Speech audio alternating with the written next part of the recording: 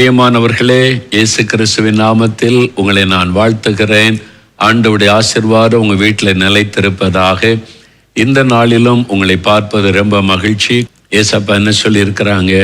எங்கே 2 பேர் அல்லது 3 பேர் இயேசு என்கிற நாமத்தினால் கூடினாலும் அங்கே நான் இருக்கிறேன். இப்போ உங்கள் வீட்டில் ஏசப்பா இருக்காங்களா? இருக்கிறாங்க. ஏன்னா நம்ம இயேசுவின் நாமத்தினால கூடி வந்திருக்கிறோம். நம்ம குடும்ப ஜெபத்தில் ஏசப்பா வர்றாங்க, உங்கள் வீட்டுக்குள்ளே இருக்கிறாங்க. அவங்க அதை பார்த்து சந்தோஷப்படுறாங்க. நீங்கள் கூடி ஜெபிக்கும் போது இதை நல்ல மனதில் கொள்ளணும். இயேசு கிறிஸ்து எங்கள் மத்தியில் இருக்கிறாரு, நாங்கள் இயேசுவுக்கு சொந்தம், எங்கள் குடும்பத்தில் இருக்கிற எல்லாரும் இயேசுவுக்கு சொந்தம். இயேசு எங்கள் மத்தியில் இருந்து எங்களுடைய குடும்ப ஜெபத்தில் கவனித்து கொண்டு இருக்கிறார். அந்த விசுவாசத்தோடு, அந்த மகிழ்ச்சியோடு நம்ம துதிக்கணும், ஜெபிக்கணும், தியானிக்கணும். சரியா? நேற்று நான் கடந்த வாரத்தில் நான் ஒரு காரியம் சொன்னேன். முதல் குடும்பம் ஆதாம் ஏவாள், அந்த குடும்பத்தை ஆண்டவர் உருவாக்கி என்னென்ன மாதிரி பொறுப்பெல்லாம் கொடுத்தார். அப்போ குடும்ப வாழ்க்கையை ஏற்படுத்தினவர் கர்த்தர். உங்களுக்கு ஒரு குடும்பத்தை தந்திருக்கிறார், மனைவி தந்திருக்கிறார், கணவரை தந்திருக்கிறார், பிள்ளைகளை தந்திருக்கிறார், பெற்றோரை தந்திருக்கிறார்னா இதெல்லாம் ஏதோ தற்செயலாய் நடக்கிறதில்லை. தேவன் உங்களுக்கு கொடுத்திருக்கிற ஒரு ஆசீர்வாதம், பிளஸ்ஸிங். அதை நீங்கள் முதலாவது உணரணும். அவங்கவுங்களுக்கு கொடுக்கப்பட்ட பொறுப்புகளை உணர்ந்து அவரவர்கள் ஆண்டவருக்கு ஒப்பு கொடுத்து நம்ம ஜெபித்து கொள்ளணும். சரியா? இப்போ அந்த குடும்பத்தில் இயேசு உலாவி வருகிறார், எல்லாம் ரொம்ப சந்தோஷமாக நடக்குது. அந்த வீட்டுக்குள்ளே ஒரு பிரச்சனை வருது, குடும்பத்துக்குள்ளே ஒரு பிரச்சனை வருது. என்னங்க, இயேசு உண்டாக்குன குடும்பம், இயேசு உலாவுகிற குடும்பம், அதில் எப்படி பிரச்சனை? நீங்கள் ஆதியாகமம் 3 அதிகாரத்தில் வாசித்து பார்த்தீங்கன்னா அந்த பிரச்சனைக்கு யார் காரணன்றதை விளங்கி கொள்ள முடியும். யார் காரணம்? பொல்லாத பிசாசு, சாத்தான். ஆதாம் ஏவாள் ஆண்டவரோட சந்தோஷமா மகிழ்ச்சியா ஒரு பிரச்சனை இல்லாம வாழ்ற பிசாசு பார்க்கறான். அவனுக்குள்ள பொறாமை வருது. ஐயோ, இவங்க சந்தோஷமா இருக்கிறாங்க, ஆண்டவரை சந்தோஷப்படுத்துறாங்க, இதை விடக்கூடாது, இவங்க சந்தோஷத்தை நான் கெடுக்கணும்னு சொல்லி சாத்தான் தந்திரமா இந்த குடும்பத்துக்குள்ள ஒரு பிரச்சனை உண்டாக்கி ஆண்டவர் அவங்களை குறித்து வருத்தப்படும்படிக்கும், அவங்க ஆண்டவரால் அந்த தோட்டத்தை விட்டு துரத்தப்படும்படிக்கும் ஒரு காரியத்தை சாத்தான் செய்து விடுகிறான். அதனால நம்முடைய குடும்பம் கூட மகிழ்ச்சியா இருப்பதை பார்க்கும்போது சாத்தானுக்கு அது பிடிக்காது.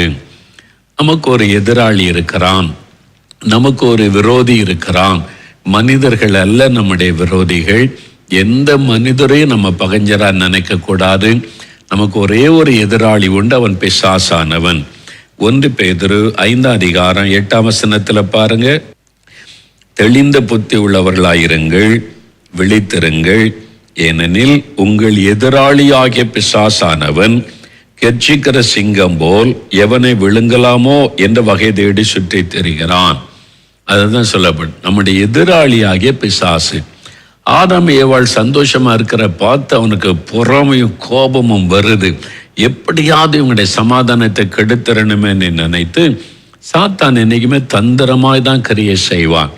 அதுல சாத்தானுடைய கிரியை இருக்கிறது என்பதே தெரியாத விதத்துல அவன் செயல்படுவான். இப்ப நீங்க கணவன் மனைவி குடும்பத்துல பெற்றோர் சந்தோஷமா இருக்கிறீங்கன்னு வைங்க. உங்க குடும்பத்தின் சந்தோஷத்தை கெடுக்கணுமானா வாட்ச் பண்ணிக்கிட்டே இருப்பான் பிசாசு. பார்ப்பான், கணவர் ஜெபம் பண்றது கிடையாது, இவர் ஒழுங்கா பைபிள் வாசிக்கிறது கிடையாது, இவர் ஆவிக்குரிய வாழ்க்கையில சரியில்லையா, அவர் வழியா நுழைஞ்சி குடும்ப சமாதானத்தை கெடுத்தலான்னு ட்ரை பண்ணுவான். மனைவி கொஞ்சம் வீக்கா இருக்கிறாங்க, ஒழுங்கா ஜெபிக்கிறல, பாவம் கோவம் வந்துடும்.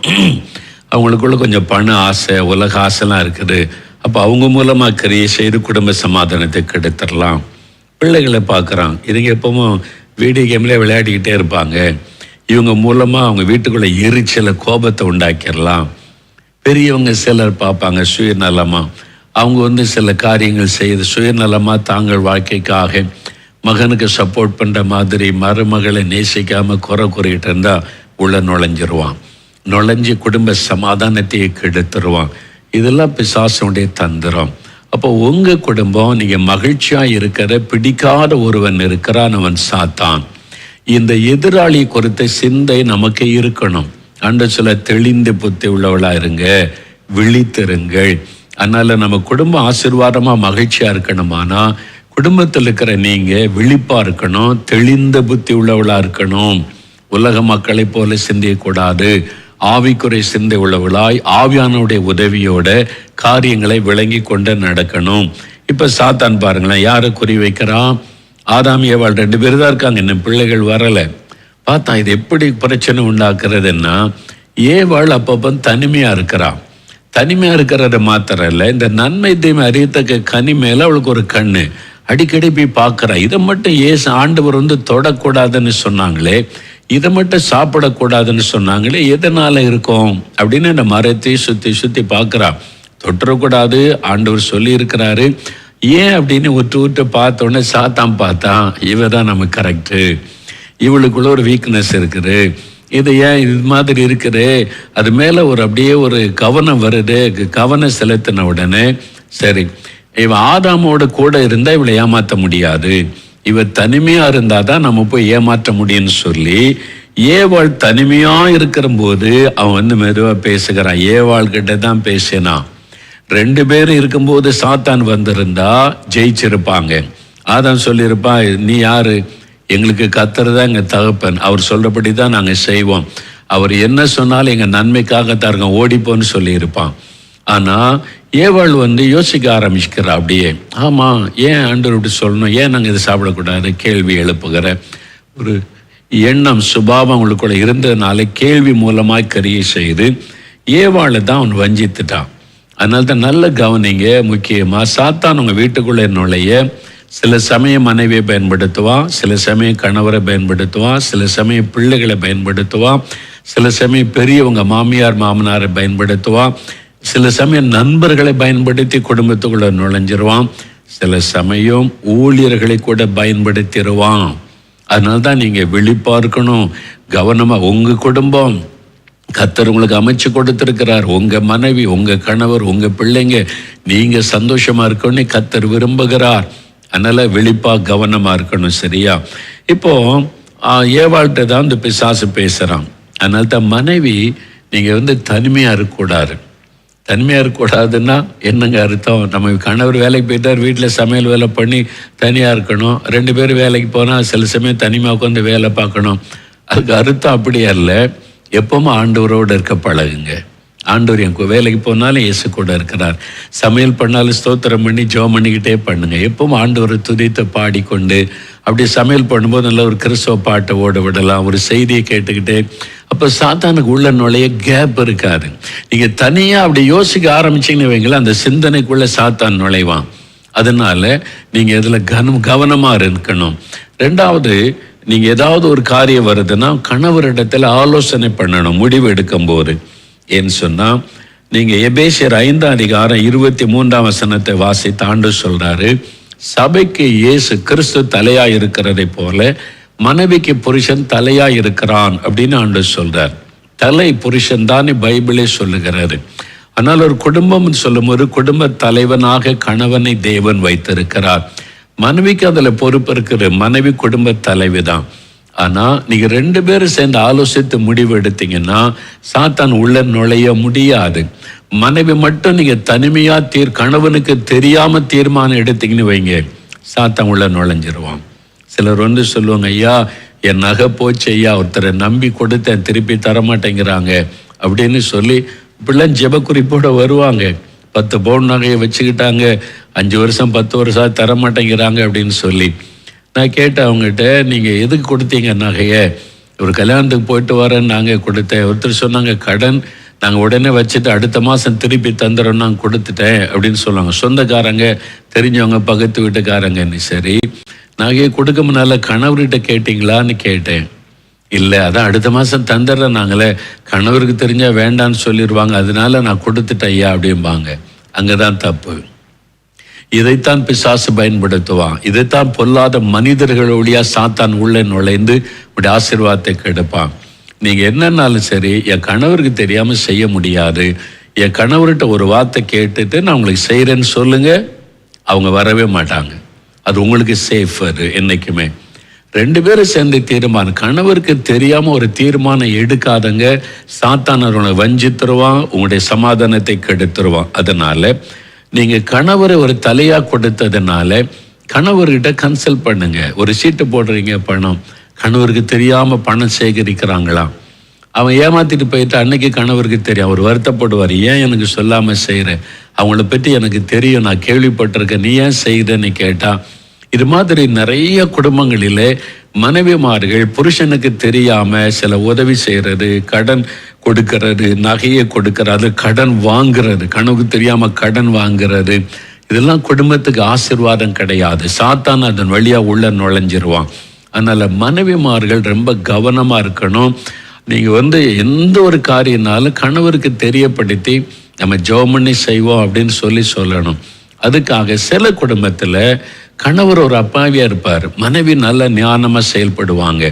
அப்போ நீங்கள் கணவர் கூட தனிமையாக முடிவு எடுக்கக்கூடாது. சில காரியம் இல்லை, என் மனைவிட்ட நான் கன்சல்ட் பண்ணிக்கிட்டோம், நாங்கள் 2 பேரும் ஜெபம் பண்ணி தான் முடிவெடுப்போன்னு சொல்லுங்கள், நிறைய பிரச்சனை சால்வ் ஆயிரும். அதனால உங்கள் மனைவிக்கு கொடுக்க வேண்டிய கனத்தையும் கணவன் கொடுக்கணும். எப்படி ஒரு மனைவி என் புருஷன்கிட்ட கேட்கணும்னு சொல்கிறாங்களோ, அதே மாதிரி சில முடிவெடுத்து காரியங்கள், என் மனைவிகிட்ட ஒரு வார்த்தை நான் கன்சல்ட் பண்ணி நாங்கள் ஜெபம் பண்ணி தீர்மானம் எடுக்கிறோன்னு சொன்னீங்கன்னா அது ஆசீர்வாதம். இந்த தனிமையை தான் பிசாசு பயன்படுத்தி தனியாக சிந்திக்க வச்சு தவறான கண்ணியிலே அகப்படுத்தி விடுவான். அதுக்கு இடம் கொடுக்காதபடி உன் குடும்பம்னா கணவன் மனைவி நீங்கள் சொல்லுங்கள், நம்ம பகிர்ந்து கொண்டு ஜெபம் பண்ணி நம்ம முடிவெடுப்போம், ஆண்டவர் உதவி செய்வார், அவர்கிட்ட கேட்கலான்னு சொல்லுங்கள். பிசாசு உள்ள நுழையவே முடியாது. அதனால் தயவு செய்து இந்த காரியத்தில் கணவனானாலும் சரி மனைவியானாலும் சரி நீங்கள் எதிராளியாகிய பிசாசு குறித்த கவனமாக இருக்கணும். சில சமயத்தில் தப்பு நடந்துட்டுங்க, மனைவி உங்கள்கிட்ட கேட்காம ஒன்று செஞ்சிட்டாங்க, உடனே அதையே சொல்லி கோவப்பட்டு பிரச்சனை உண்டாக்கி சண்டை போடாதுங்க. சரி, அவங்க ஒரு பலவீனத்தில் செஞ்சிட்டாங்க, ஒரு தப்பு நடந்துட்டு ஒரு கணவன் என்ன செய்யணும், ஓகே நீ தப்பு பண்ணிட்ட, இப்போ ஒன்றறியா தப்பு தாங்க உங்கள்கிட்ட கேட்காம செய்துட்டேன், ஓகே ஆண்டவர் உதவி செய்வார், நம்ம ஜெபம் பண்ணுவோம், பிரச்சனை ஆண்டவரிடத்தில் கொண்டு போகலாம். தீர்வு கொடுப்பதற்குரிய தலைவர் உங்கள் வீட்டில் இருக்கிறாரு. நீங்களே சண்டை போட்டுக்கிட்டு முறுமுறுத்து கொண்டு இருக்கக்கூடாது. உடனே ஆண்டவருடைய பிரச்சனை கொண்டு போங்க. உங்கள் மனைவி தாங்க, உங்கள் கணவர் தானே, ஒரு மிஸ்டேக் நடந்து போச்சு, அதையே பெருசுப்படுத்தி உங்களால் தான் இப்படி ஆச்சு, உன்னால தான் இப்படி ஆச்சு, உங்களால் இப்படி நான் கஷ்டப்படுறேன் பாருங்க, நீ இப்படி இருக்கனால தான், அப்படிலாம் பேசாதங்க. ஒரு குடும்பம் ஒருத்தருக்கு ஒருத்தர் விட்டு கொடுத்து மன்னித்து போகிறதற்கு பிசாசு விளையாடிட்டான், பிசாசு உள்ள நுழைஞ்சிட்டான். நீங்கள் உடனே என்ன செய்யணும், ஓகே பரவாயில்லம்மா நம்ம ஜெபிக்கலாம், ஆண்டவர் உதவி செய்வார் அப்படின்னு பிரச்சனையை ஆண்டு விட்டு கொண்டு போங்க சேர்ந்து. அதுதான் குடும்ப ஜெபம், அது விட்டுறக்கூடாது. இந்த குடும்ப ஜெபத்தை தடுக்கிறதுக்கு பிசாசு முயற்சி பண்ணுவான். நல்லா அறிந்து கொள்ளுங்க. எதுக்கு இந்த பிரச்சனை வருது தெரியுமா? உடனே குடும்ப ஜெபம் போயிடும், குடும்ப ஜெபம் நிறுத்து போயிடும். எப்படி சேர்ந்து ஜெபிப்பீங்க? ஒரு மனம் இல்லாட்டா சண்டை போட்டுக்கிட்டு முறுமுறுத்துட்டு ஒன்றா ஜெபிக்க முடியுமா? அந்த ஜெபம் நின்ற உடனே பிசாசு உங்க குடும்பத்துக்குள்ளே விளையாடி விடுவான். அந்த குடும்ப ஜெபத்தினால உங்க வீட்டுக்குள்ள சாத்தானால செயல்பட முடியலை. அதனால இந்த குடும்ப ஜெபத்தை கெடுக்க யார் மூலமாவது செயல்பட்டு ஒரு சண்டையை உண்டாக்கி குடும்ப ஜெபத்தை தடுக்க முயற்சிப்பான். விட்டுறாதங்க. ஒருவேளை கணவர் கோவிச்சிட்டு ஒரு நாள் வரலன்னா மனைவி பிள்ளைகளை வச்சு ஜெபம் பண்ணுங்க. முறுமுறுக்காரங்க, சண்டை போடாதங்க, ஜெபிங்க. அடுத்த நாள் கர்த்தர் கொண்டு வந்துடுவார். உங்கள் மனைவியே வரலன்னு சொல்கிறாங்க, நீங்கள் பிள்ளைகளை வச்சு ஜெபிக்க ஆரம்பிங்க. எப்போ வழக்கமாக ஜெபிக்கிற இடத்துல பாட்டு பாடி ஜெபிக்க ஆரம்பிங்க. விட்டுறாதங்க. பிசாசு ஜெபத்தை தடுக்கத்தான் முயற்சி பண்ணுவான். குடும்ப ஜெபத்தை தடுத்துட்டு அவங்க வீட்டுக்குள்ள அந்த திறப்பை விழுந்துடும், வேலி அந்த எடுக்கப்பட்டு போயிடும், உள்ள நுழைஞ்செல்லாம் அவன் நினைப்பான். நீங்கள் விட்டுறாதங்க, ஜெபம் பண்ணுங்க. நாங்கள் குடும்பமாக ஜெபிக்கணும் ஆண்டவரே, அதுக்குள்ள தடைகள் மாறட்டும்னு கேளுங்க, கர்த்தர் கிருபை தருவார். அப்போ பிசாசு உங்கள் வீட்டுக்குள்ளே நுழைய யாருமே இடம் கொடுக்காதுங்க. மனைவியானாலும் சரி, நீங்கள் கணவரானாலும் சரி. பிள்ளைகளுக்கு விவரம் தெரியாது, பிள்ளைகள் மூலமாக சில சமயம் அப்படியே பிரச்சனையை உண்டாக்கிடுவான். பெருசுப்படுத்தாதுங்க பிரச்சனையை. ஃபேமிலின்னா ஒரு பிரச்சனை வரும், உடனே அடுத்தவங்க ஞானமாக செயல்பட்டு ஓகே நம்ம ஜெபிக்கலாம் சரியாயிருன்னு உடனே பிள்ளைகள் மேலே கோபம், சண்டை, கடினமான வார்த்தைகள் வந்துடக்கூடாது. அமைதியாக இருங்க. ஒருத்தர் கோபப்பட்டு அடுத்தவங்க அமைதி ஆயிட்டிங்கன்னா பிரச்சனை சரி பண்ணிட முடியும். அதனால சாத்தான் தான் நம்முடைய எதிராளி, உங்கள் மனைவி அல்ல, உங்கள் கணவர் அல்ல, உங்கள் பிள்ளைகள் அல்ல.